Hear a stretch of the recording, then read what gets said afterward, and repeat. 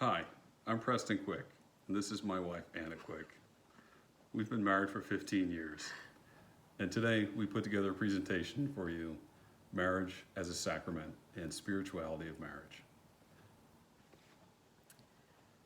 We thought we'd start with a few quotes about marriage. This quote by Max Lucado says, "God created marriage. No government subcommittee envisioned it. No social organization developed it. Marriage was conceived and born in the mind of God." And we chose this quote just to kind of acknowledge that there are different ways of getting married, and you've chosen to get married through the Catholic Church. So that's what we'll be talking about today. Another quote by Thomas Adam. "As God by creation made two of one, so again by marriage he made one of two." And we chose that quote just in talking about how it really is the combining of two lives coming together. So it was a quote that appealed to us in thinking about the whole idea of why we're getting married. So faith is a journey, and up until this point, you each had your own individual journey, and your own faith journey might be very different from that of your future spouses. Preston and I came from two different backgrounds. I was born and raised Catholic. I performed all my sacraments growing up, and however, I never really felt that connected to my church.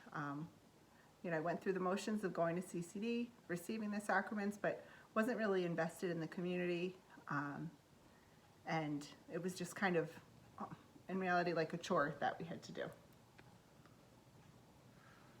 I was raised in a Protestant Dutch Reformed church, and I was very involved in the church growing up. Participated in the youth choir and some of the bell choirs, and attended Sunday school, and I was involved in the youth group going up through middle school and into high school. So a little bit different than my wife's experience growing up. But we brought those two perspectives together when we got married and started looking at how we wanted to bring our faith, our Christianity together as a family and for raising our children.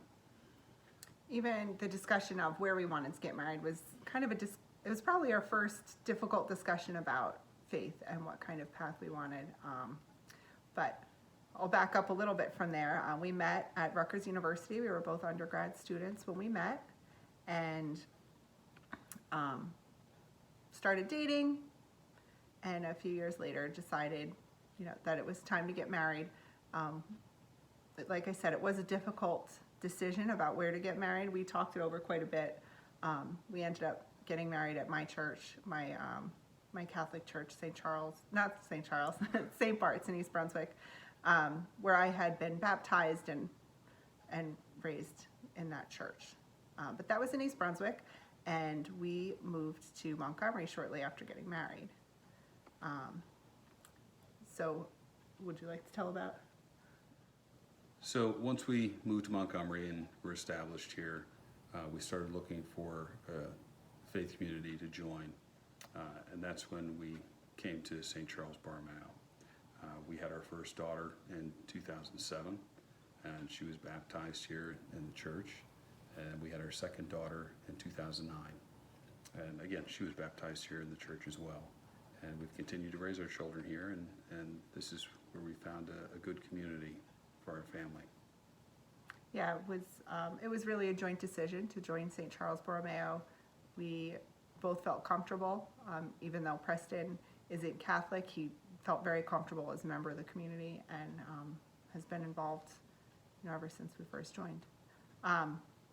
So you have chosen to come to the church for getting married, so that your marriage ceremony will be a sacrament, and that's what brings you to marriage prep. And it looks really different this year that we're not actually all together in the same room at this point, but trying to make the most of it with our video presentations. But in a way, we're trying to all be together here. So we're just going to talk a little bit about what is a sacrament? So the sacraments are visible signs instituted by Christ to give grace. Grace is God's free gift of himself as the controlling influence in our life, and the decisions we make once we have committed ourselves to him in faith. All love comes from God, and all love reflects the love that God has for his creation. The sacrament of marriage is, first and foremost, a sign and symbol of this love. Marriage is a sacrament of the self-giving love which two people offer to each other. The love which a couple have for each other mirrors the love that God has for men and women. One thing that's unique about the sacrament of marriage is that the couple bestows the sacrament upon each other. The priest is there to serve as a witness, but really you're each bestowing the sacrament to the other. So the joy and mutual support of married love can be a source of strength which enables married people to serve others in a very powerful way. It should spill out to their children and to those around them and become a source of life, hope, and comfort for others. So I think it's the idea that together you're more than you are separately. The joy, the love, the Spirit of God emanate from you and from your marriage, from you as a couple, and is visible to the world around you. So after the big wedding day, who knows what it'll look like in 2021. We have our fingers crossed for you. We're saying our prayers for you, hoping that your day can be joyous, filled with love and family, and in whatever shape or form it might take. And after that wedding day, what will your faith journey be together? At that point, you'll be moving forward as one. So what are some things that you can look to expect, or what will we recommend for after your... For starting your faith journey together. Yes, thank you. One of the things we recommend is joining a local parish. Attend regularly, be involved in your church community, find ways to pray together. We'll give you a few examples of ways to pray together that might not be the traditional way that you would think of praying, but it is a way to come together as a couple and to share in prayer. And then find ways to give back to your church. And most importantly is to not wait. Things can happen in life, and they can happen obviously when you least expect it. So finding a way to find your place in a local parish as a couple, starting your faith journey together after you get married can be helpful on the road ahead. Yeah, I would just add, be realistic about where you plan to join a parish. Some people like the idea of staying in the church that they grew up in, but have moved further away. So, if you have a long drive to get to weekly mass, that might not be very realistic. So really think about where you're establishing your lives, find someplace local, and become invested in the community. Some people seem to wait until they have kids, but there could be a lot that happens before then that it could be nice to be part of a community sooner rather than later. So our next question is, why are faith and spirituality important in your marriage? Hopefully you'll have many happy times. Preston and I certainly have had that. We've been very blessed, and we've been very thankful for our children, our home, each other's families, our extended families.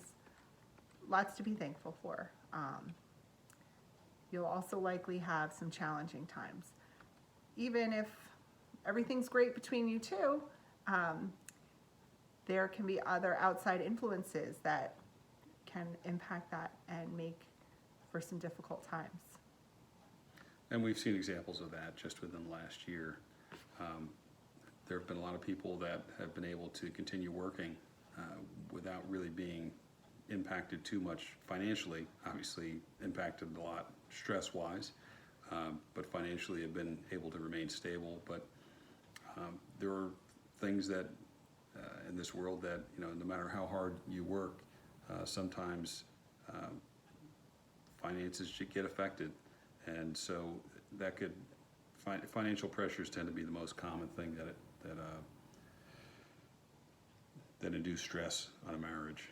So other things that may present challenges are just work in general, trying to balance the work between two people in a marriage. It's become more difficult recently with a lot of people working from home, trying to balance what would have may have been a home life and a work life, now don't have as distinct boundaries anymore, which presents its benefits but also presents some stresses that you may be experiencing now. And then of course there's family pressures. Things happen within our family, parents aging, siblings, health issues with other people in the family, health issues of your own, and then looking to start a family. As much as we hope that when we decide to start a family that it's going to go smoothly, it doesn't always go smoothly for everybody. And that in and of itself can present a lot of stresses. So when we have these difficult times, we ask, where can you turn? Obviously, you have your life partner with you, and hopefully you can turn to each other to try to We didn't do that in good time. We didn't time them Yeah, well. there you go. Should have rehearsed it more. That you can turn to each other and provide emotional support and uplift each other. Hopefully you'll still maintain friendships. And that's another source of comfort and stress release and companionship. But you might be surprised to think that you can also turn to your church and your parish. I know years ago when my father passed away, I was overwhelmed with support from my husband and from my friends. But I was not expecting to get a call from the church, and I did. And it really was not something I was seeking, but I really did feel moved by the support that I received from the church. They have people who will reach out, and the grievance ministry, I think it's called. So they, no, that's not right. All right, so we're back. We stopped to look it up because I drew a blank, and it's the bereavement ministry. So the bereavement ministry was very supportive and kind to reach out and offer their support. And also during Mass that week, they said a prayer for me and my family during Mass, and it was another surprising. My dog's drinking water next to us. I don't know if you can hear that. So it was another surprising and welcome source of support to have members of the community come up to me and say, I prayed for you. So I hope that you can also feel that kind of support in the parish community, moving forward. So, and to talk more about the spirituality of marriage, I can't say that we're role model Catholics. We're not perfect about attending Mass. We try, we try to instill our faith in our children, but there are some things that we do that work for us that we find helpful. So acknowledging your shared blessings, saying what you're thankful for. You can have a difficult day sometimes, and it can sometimes be difficult to see the forest through the trees. So taking a moment at the end of a day or a stressful week to sit down with each other in a quiet place and to just think about the bigger things that you're thankful for, and kind of setting aside the things that have been worrying and causing you concern and stress over the last few days or a week, can bring a lot of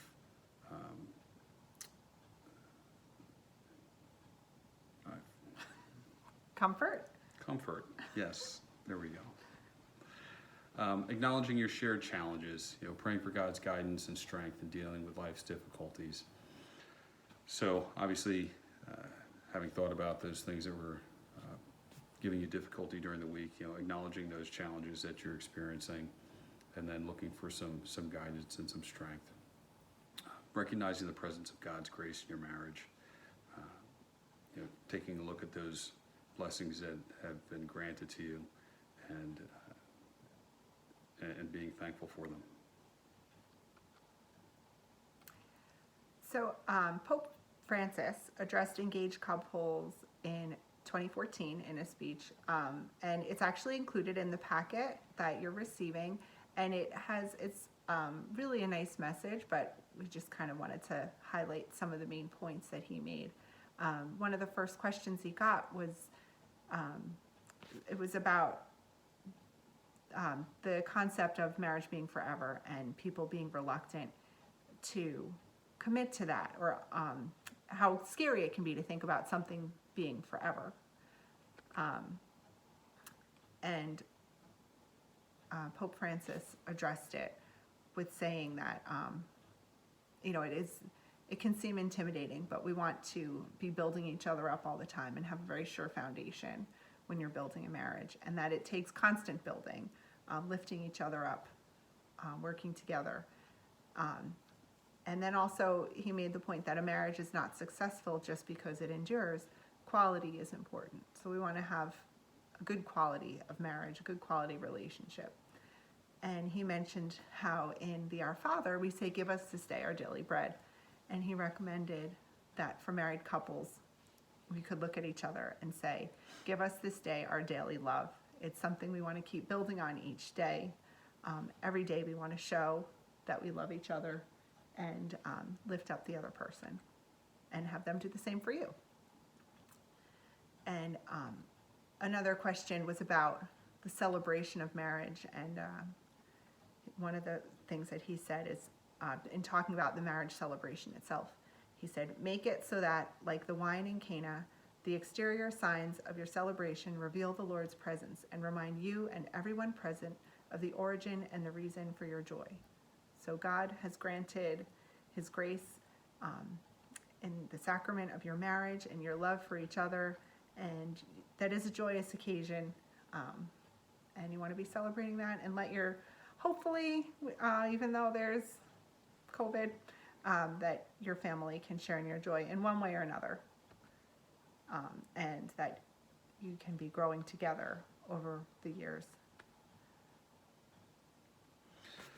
So now, kind of taking a step back and talking about how to share in prayer together, just a few examples for when you come together as a couple and you find a quiet time or some quiet space to find a way to pray.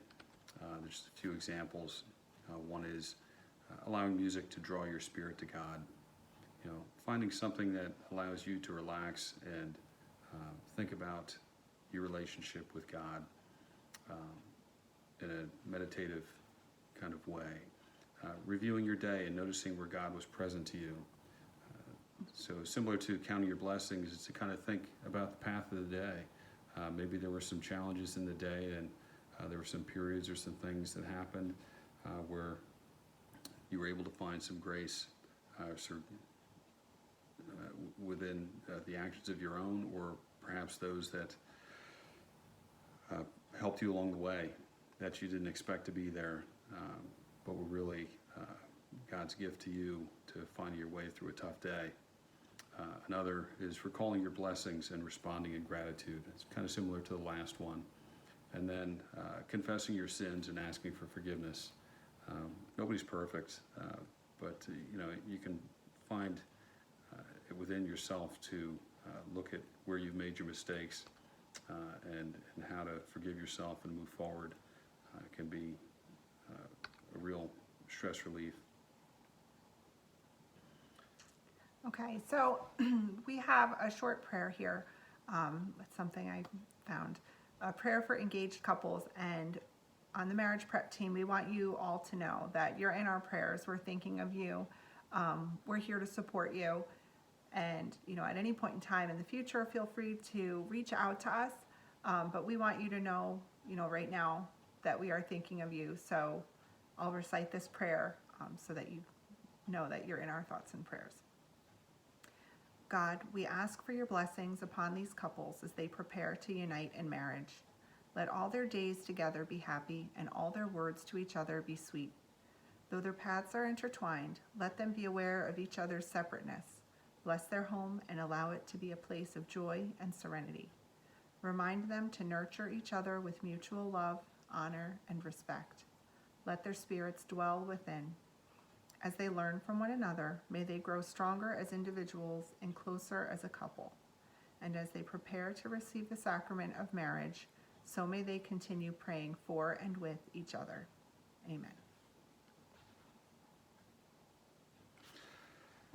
So we're going to leave you with a few questions to consider as takeaways from this little presentation recording that we have for you today. Why have you chosen to get married in the Catholic Church? What does having a church wedding mean to you, each individually? What does it mean to you as a couple? What role do you see your Catholic faith playing in your marriage after the wedding day? So, take these questions, you can jot them down, one or two of them, or all of them, and think about them on your own, and then come together as a couple and talk about them. And you might find some interesting perspectives that you hadn't really talked about before. And hopefully we'll be able to get together with the engaged couples and the marriage prep team, and this might be something that we'd be able to discuss at that point. So we'll be praying for you, rooting for you, looking forward to meeting you in person. Thank you for listening. It's our video debut, so we haven't done this before, so hopefully it wasn't too intolerable, but we're looking forward to meeting you in person, for real, hopefully. All right. Okay? Yep. All right. Thank you. Take care. Bye-bye.